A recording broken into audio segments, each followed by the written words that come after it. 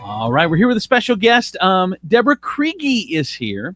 Deborah is here because her daughter, Bella Kriege, took her own life after being bullied from Dundee High School. And when did that happen, Deb?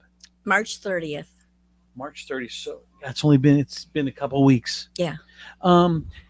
Did you have any idea? Which first, tell us about Bella. Tell us about Bella. Oh, golly. She was beautiful. She was funny. She laughed all the time. She made everyone laugh. She was a beautiful clarinet player. She loved 4-H and FFA.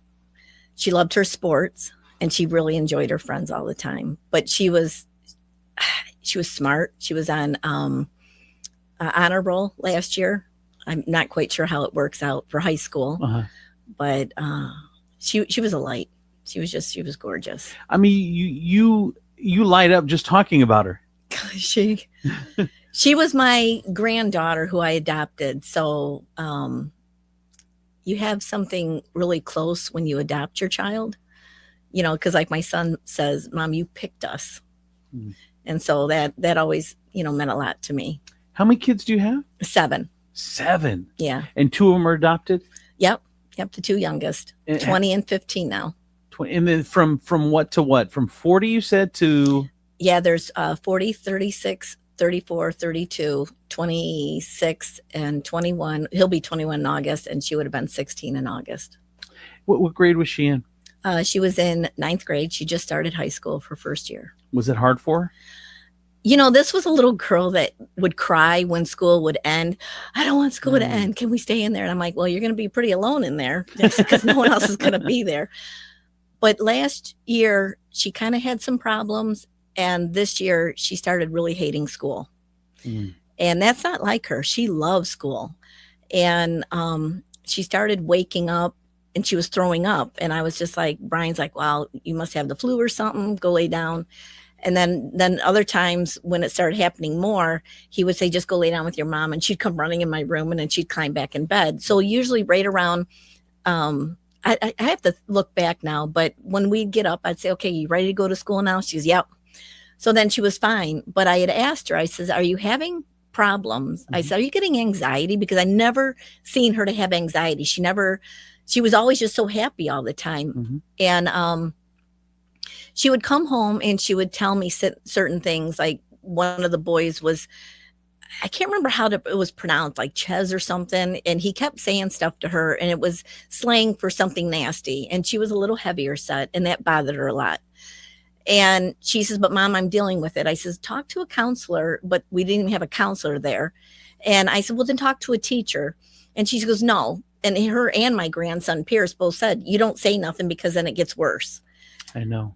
And her friends would tell me, Bella stood up to these people and she would tell them how it was and everything to stop. And the guy even came back and apologized to her later on and says, I'm so sorry. I should never have said that to you. And she told me, she goes, Mom, he apologized. I says, good. But she held a lot in. So now when I look at kids, you're happy, you're funny, but are you broken? Mm-hmm. Because she didn't show anything. Nobody would have ever guessed that she was going to hang herself. I did not see it coming at all. And we had property up north. And so we had gone up there and I had taken her phone because once in a while I'd have to take my kids' phones because then they focus better and they listen. Well, mm-hmm. I didn't realize she put it in my purse. Mm-hmm. And we headed up north and I went to text her and it was going off in my purse. And I'm like, oh, are you serious? I got her phone on me. Mm-hmm. So I ended up messaging her on the other iPads at home. And I says, hey, just keep in touch with us here. I says, I forgot to put your phone in there. And so she had her niece over, which is my granddaughter. And they were having a blast. I pulled up all the video cameras from that day in the kitchen and they were dancing in there laughing. They even went outside and were cleaning her car out. She got a 1999 VW Blue Bug, and it said Bell's Bug on the back. And she was cleaning it out because we had just gotten back from Florida, so she got a lot of driving time. And she says, Mom, I'll be ready for segment 2.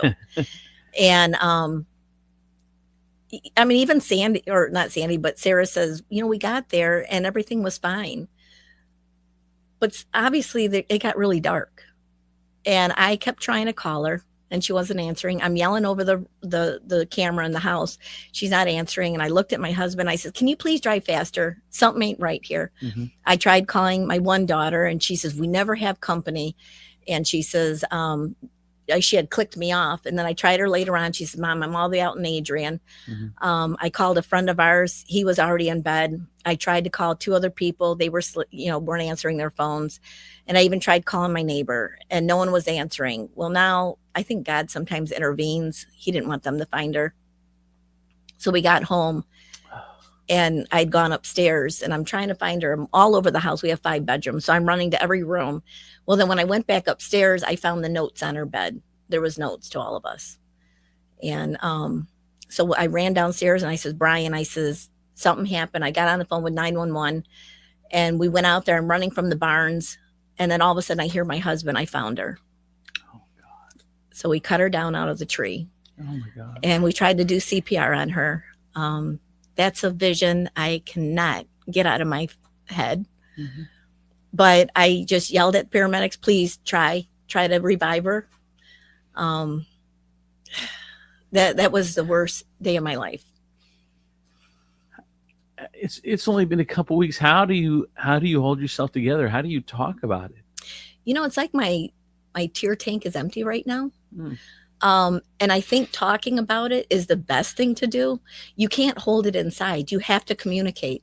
So I keep her memory alive. I keep, we're posting all these videos and stuff of her, and we all laugh. But then I get, like my daughter Leah, she'll break down at night, and she had just posted a funny video of her, and she says, "Mom, she's not here." And she just breaks down crying, and it breaks my heart because I'm trying to be there for all my kids, and they're wanting to be there for me, which is fantastic. But I think I'm so busy right now. I even went to grief counseling, and I says, "I'm not ready to come here yet." I says, Mm. "I'll drop my application off and everything that Mhm. I need to fill out." But I don't know. We had a euchre tournament, so I went to that. I want to try to do something every year to raise awareness. I'm actually going to have her bug wrapped and do something special Wow. on there. Um, that one shirt I was telling you about that says Show me the shirt. Now, this was designed by Bella, right? the whole band group. The band The group. whole band group did She was this. part of that, though, right? Yes, Yeah, she yeah, helped yeah. design the shirt. So on the front it says "Stay," and on the back it says, "Hey you, the world is a better place with you in it. Stay." But it's kind of bittersweet for me because She didn't obviously say. you didn't stay. And but I have had so much support. My phone blows up between messages and calls and Facebook. I think I've added maybe 50 new friends on Facebook that I don't even know, but I'm Mhm. like, no, I want them to understand what's going on. I have Sure. one guy, Nathan, I think that's his name. He even made a page on Facebook, remembering Bella. And my friend Bree here, she made something on Facebook. So we can all still connect with one another. And I think the support is overwhelming. My friend Jess called me one day and she says, "Deb, can I do a GoFundMe?" And I says, "You know what?" I says, "I mean, we got a Gerber policy. It should be enough to bury her. It was only for 10,000, Mhm. and it did. We got such an overwhelming response Mhm. on this GoFundMe that I'm just like, I don't know. My husband and I would break down just every time someone was donating. And I was like, I've never seen a community pull together like they did. And we had a beautiful vigil. I couldn't pronounce that for the longest time. Everyone teased me. And, but they had a beautiful vigil for her. Tommy came and sang some songs to her, and one dedicated to her. It just has been amazing. And so even though in the morning when I first get up, my stomach is in knots, and I have it hard, so I'll take my GABA and my L-theanine that just kind of helps relax me. Uh-huh. I climb back in bed for a little bit, and then I'm able to get up and tackle the day again. Mm. But I think I'm just so busy that I Mhm. haven't had a chance to really grieve, and then I've got this appointment with you, so I was excited about that. And then I'm supposed to do another interview on Tuesday. And I'm Uh-huh. like, no, I want to help these kids. I want to Oh, yes, make they this need it. bullying. We have to start speaking out against it more. And these kids, it's not the bully's fault. They have issues they need to work through, and I want to help them. It shows your heart that 2 weeks after your daughter takes her own life because being bullied, within two sentences you want to help the bullies. I mean, that says a lot about you. Because they're hurting. They're hurting, whether it's their home life or whether they're struggling with stuff. They need help. But we also need help for the ones that are being bullied, and we need the ones that think about suicide. It's Something that you alluded to, and I just don't think that there's a way to fix it, because I've got kids and they've gone through some bullying, and some of it pretty severe, to where one of them wanted to take her own life. And it just if you get the parents involved, I think if you're in your kid mindset, if you get the parents involved, then what do? Then they go to the school, then the school calls the bully. It just makes it worse. Like, it's almost no way to fix the problem. I was bullied in school through elementary, middle school, and high school, and even into my adult years. I was bullied by their moms. Mm-hmm. But my mom finally sat down and says, "Hey, we want to get Glenda and her parents, and, I mean, this is back in high school for me, so it was a long time ago. Mm-hmm. And we all sat down. You know what? Me and her became friends after that. Wow. And that's why I give so much hope to, if the first offense and they pull the kids and the parents together, make them aware of it. I believe there needs to be what was the word? No tolerance policy, zero tolerance. Mm-hmm. The second time, I think the kids need to be suspended. The third time, expelled. I think if it's cut and dry, number one, the parents are going to be like, you better get your act in gear because we can't have you being expelled. Mm-hmm. But the parents have to communicate with their kids more, and they have to care. We don't just have kids and stop parenting at a certain age. Parenting is up until they're 18 years old. I still go through my kids' phones before they were 18. I would go through their text messages. I would never let Bella have Snapchat. I think Snapchat is horrible. Mm-hmm. I put her on my Facebook page. I said, you want to have Facebook? You're on my page. And but I did let her get on TikTok. I says, absolutely no videos on your page. I mean, like she might make a corny video with her friends or something on their Mm-hmm. page. Mm-hmm. But I was very strict. I mean, she still had screen time with me. Mm-hmm. I limited what she could download Mm-hmm. on her phone. And that's all part of parenting. We Mm-hmm. have to be aware of what our kids are doing. But the schools have to also be aware. The parents have to, or the teachers in there. Like I talked to the coach yesterday, and I says, even if before practices that you communicate with the girls, hey, I don't want no problems here. I don't want no bullying going on. And if you have an issue, then you need to talk to one another. But otherwise, you're going to be benched. I think there just has to be more strictness. But going back to my original point, because I was bullied some as a kid as well. And I just, like I said, I think because an adult can't be with you at all times, and it seems like they come at you that much harder. Like they're making fun of you now because you went and told you're a tattletale, blah, blah, blah. And I just don't know how you fix it. I don't know how you fix it. I think you call it out. I think you call it out. Who? No, I mean, like Who? these kids that want to bully, and now you want to call them tattletales. No, I think it's great that they came to somebody. Sure. Because they need to get help for you too. I think we just need to approach it differently. And I have this Jeff Really, I'm not sure how to pronounce his name. He Mm-hmm. goes nationwide to promote bullying, or not promote, but advocate Anti-bullying. from bullying and suicide. Mm-hmm. And I reached out to him. One of the ladies was trying to get him in there, and I just found out that he is coming to our school. And they're talking about having him come back in October. And I'm like, no, we need more speakers like this, people that are going to come in there and talk to these kids. Even one, like I was talking to one mom, and she says, my daughter has ADHD and she says stuff that she shouldn't say. And I said, well, I have ADHD, but I still didn't say stuff and bully kids. Mm-hmm. So maybe we need to have a speaker to come in that will teach these kids how to deal with their ADHD because they're lashing out at other kids.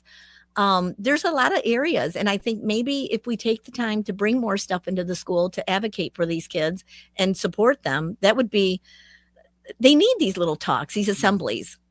It's important because school can be your best memories and it can be your worst nightmares if you're bullied. Yeah. And bullying, it's crazy because, when I was in school, and it's been years and years, decades now, and it's probably even more, even though all this advocacy against it, it's probably worse now than it ever was. And back when I went to school, you left school and you had a break from it till the next day. Yeah. And now it follows you home. And these kids have secret chats at the school where they're talking crap about other students. And it's just become so toxic, and it's in your house now because it's on your phone, and they never get a break from it. It's worse.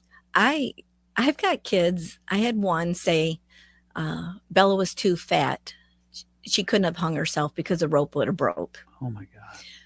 I had one go through a drive-through and says, I'm glad your friend killed herself, to the employee there. But then I've got other people saying stuff. And one, they said so-and-so seen Bella take her lunch into the bathroom and she ate it in a stall by herself. Well, now I'm hearing that's a rumor. Why are you even making up stuff like this? I know. It's sad, but I just think if we talk about it more, it's just going to make people bring awareness all the time to them and make them think. I think the teachers need to be watching these kids. I know she loved her band teacher, Mrs. Yatal. She was, golly, she's everything to the kids. Mm-hmm. And She says, now I look at all the kids differently. I want to be there for them, and I'm watching them really close. And everyone needs to do that. We need to be just constantly watching kids and watching what they're doing, what they're saying, and listening. You I read some stuff on Bella, and tell me if I'm right or wrong. She seems like the type that she almost is very protective, like almost like she wants to protect you. She wanted to downplay what was happening to her so you didn't worry. Is that a fair thing to say? I would never thought of her to do that because she would talk to me about everything. Mm-hmm. And so I was kind of surprised that this happened because, I mean, she'd talk to me a little bit, but she says, Mom, I'm dealing with it. Mm-hmm. I'm working on it Mhm. and stuff. And I'm talking to the kids, and even her friends would say she would stand up to them. Mm-hmm. This is the furthest thing from my mind. I never expected my daughter to do this. I mean, you watch the videos if you're on the remembering page. I mean, all the videos that are posted, and she was just laughing and smiling all the time. So, did you think that this was maybe a problem? Let's say 1 to 10, and 10 is the worst, to where she takes her life. Where did you think it was? I know she was teased about her weight, so I Mhm. had started taking her to Planet Fitness. Mm-hmm. And I just encouraged her. We tried to change her diet. Mm-hmm. I guess I didn't think it was this bad because I always told her, I said, you're so strong. Mm-hmm. And I even asked her, I said, don't you have anxiety at all? Because I have it horribly. Mm-hmm. And a lot of my kids have it. And she's like, no, I'm good. But then, like I said, when she started throwing up in the mornings, I was like, no, that is anxiety, honey. That is anxiety there. And I don't know. I didn't see this coming. And I'm still waiting for her to walk through the door. And she's not coming through the door no more. It hasn't. My husband says when the funeral director gave her urn, it's this huge angel. It's gorgeous. And he says, here, I got Bella for you. And he's like, huh? And he gives him the urn. And he says, I put her in the car. And I was like, okay, Bella, we got to put your seatbelt on. And he put the seatbelt on her and brought her home. And he goes, I brought Bella home. And I did up the whole corner of the room with the flowers and everything and all the signs. I mean, one of her friends made this gorgeous picture of her, and they all signed the back of it. And I've got so many things. I got a big stack of letters that the superintendent brought me yesterday from all these kids. Mm-hmm. And I've put them all into plastic because I want to protect them all. And I'd like to put them in a folder. I would never, I mean, like I said, it still hasn't hit me. This can't be happening. What would you say to another parent that's dealing with it, where they don't think it's that bad, where it's like, I know my kid's going through some stuff and whatever, but I mean, it's not that bad. I mean, how much more should they push? How much more should they interject so it doesn't come to a tragic ending? Limit them to social media. Yes. I limited her mainly to social media. I mean, communicate with them constantly and say, you know what, if something's going on, we will fix this. We're going to communicate about it. Get her in the counseling if you need. But you just have to go through their phones, go through their rooms, go through their social media and see what's being said. Go through their text messages. It's, you know what, they don't have privacy at that age. No. You have every right to go through that. That's part of parenting. That's what parenting is. Yeah. So what are you going to do now? I mean, you said she was the second to the youngest? She was the last. She was the last. Yes. And you told me before we started that you were looking forward, but it was your parenting time was coming to an end in the next couple of years. Because I've been a mom for 40 years. Right, 40 years straight. With kids in the house. 40 years straight. So you were coming to the end of this 40-year run.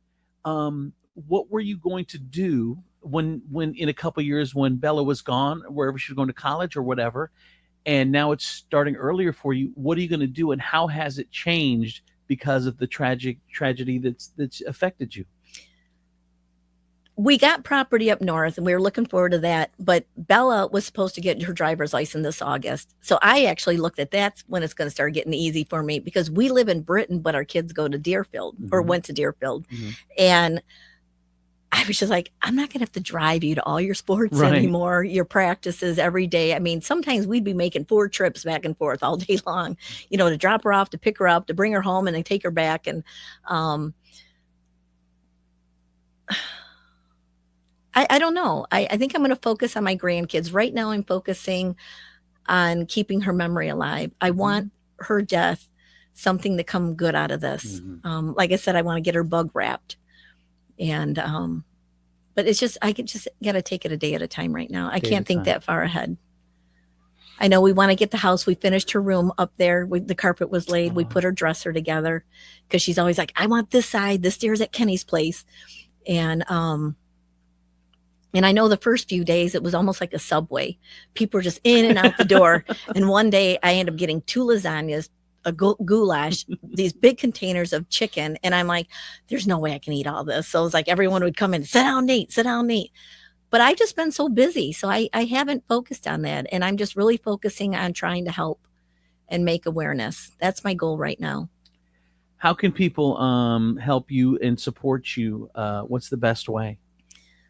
You know what? Join me in making things better for these kids. How can they find you? Are you on? Is it Facebook, or should they go to the memorial page, the Bella Kriege page, There's or I believe it's called Remembering Bella's one.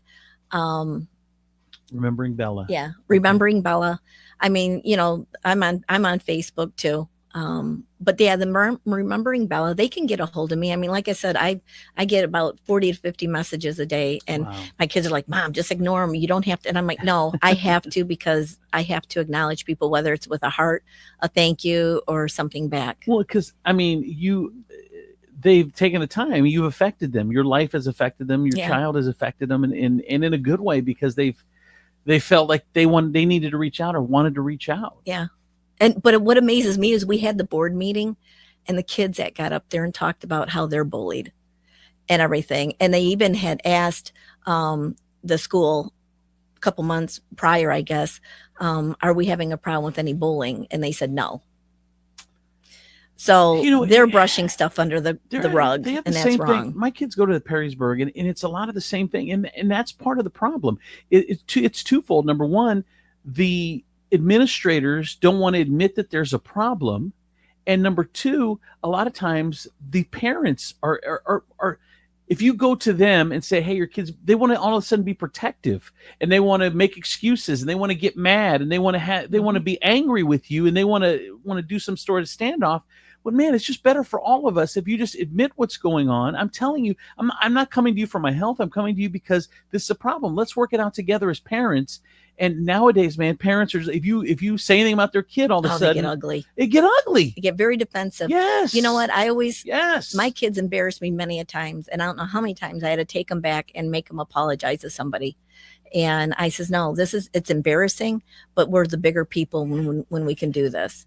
And I just think I just lost train of thought. The squirrel went by. Just about how the parents will it gets ugly. They get defensive, and instead of you guys working together for a common goal, hey, it's better for your kid, it's better for my kid, it's better for the world if we just figure this out together. I'm not accusing you. I'm not saying you're a bad person. I mean, you're a nice person. You're not going there confrontationally, but again, they put the wall up and it's just defensive. I don't know what it's called. I'm old fashioned. I'm not sure how old you are. I'm going to be 59 in October. I'm 22. Yeah, okay. But back then we always said Mr. and Mrs. Mm-hmm. That's how, and we respected the adults. Mm-hmm. The adults had the upper hand. The police had the upper hand. The teachers, principals, everybody had the upper hand. Bus drivers had the upper hand. They've lost it. That's why I quit bus driving, because these kids could cuss me out and tear me apart. And then they go to get off the bus and the parents start yelling at me. Yeah, that apple didn't fall too far from the tree. Man, it's crazy. And we need that back. The respect has to be there. And the principals are afraid. I don't know if they're trying to be their buddy. They don't want to upset. Well, you know what? Then we need somebody in there that's got balls to stand up to these parents and say, you know what? No, this is the consequences. This is what happens. Zero tolerance. And that's what they need to do. But I don't know what they're scared of. You said that at the beginning of this, that the school doesn't even have a counselor. Are they taking this issue seriously, do you feel? And are they making changes like that? Maybe getting a counselor in there, and so the kids have someone to talk to? You know, 2 other schools had assemblies right after my daughter's death. they passed out or took a piece of paper and read it to the classrooms. And I specifically told them, because I didn't want rumors that she shot herself. I said, let them know she committed suicide and that she hung herself. That way, off the bat, no stories were getting mixed up, because the stories are getting screwed up so bad. But they did. That's all they did. And I'm like, no assembly, no nothing. You're just going to kind of brush it under. Well, it's woken up a lot of people. A lot of people are really fumed with what's going on. And I think we're going to be making a stance. But I think the schools have almost the same mentality as some of the parents now. Instead of opening up and saying, we have a problem and let's try to fix it, they want to protect and they want to make excuses and they want to act like it's not happening and it's not a problem and it's not this and it's not that. Maybe they think it's going to make them look weak. But, you look like a real fool not doing anything and brushing it all under and not admitting that we have an issue. Agreed. It's, we have to admit. You have to admit when you do something wrong. That's the first step. Because when you do that, then you can change. Joyce Myers always said, embarrass yourself, because then you'll think twice about doing it the next time around. Well, I got to say, Deborah, thank you so much for sharing your story. Is there anything else that we didn't cover that you want to get across to anybody? No, I think you were awesome. So, I think you're awesome. No, I appreciate this. Again, it's Remembering Bella on Facebook. It's Bella Kriege, Deborah Kriege, how do you spell Creque? Yes. Man, it is nothing like it's. I think it's supposed to be pronounced Creque or something, but we do it the easy way because everyone's botches it up. So. Deborah, thank you for sharing Bella's story. Thank you for keeping her memory alive, and just thank you for what you're doing. And you know what? This is one way. I thanked on the GoFundMe, but I want everyone to know I appreciate all the love and support that we've received from everyone. And I've written a lot of thank you notes. But if I miss somebody, please tell them I love them and I totally appreciate everything they've done. It means the world to us. I do not know how. I mean, you said you haven't given your time to stop, but I don't know how you're so strong and able to just be so good at the man this. Upstairs. Amen. I look to him a lot. And I talk to Bella all the time, too. I'm like, Bella, you got to be with me, okay? Deborah, thank you. Thank you. Deborah Kriege, talking about her daughter, Bella.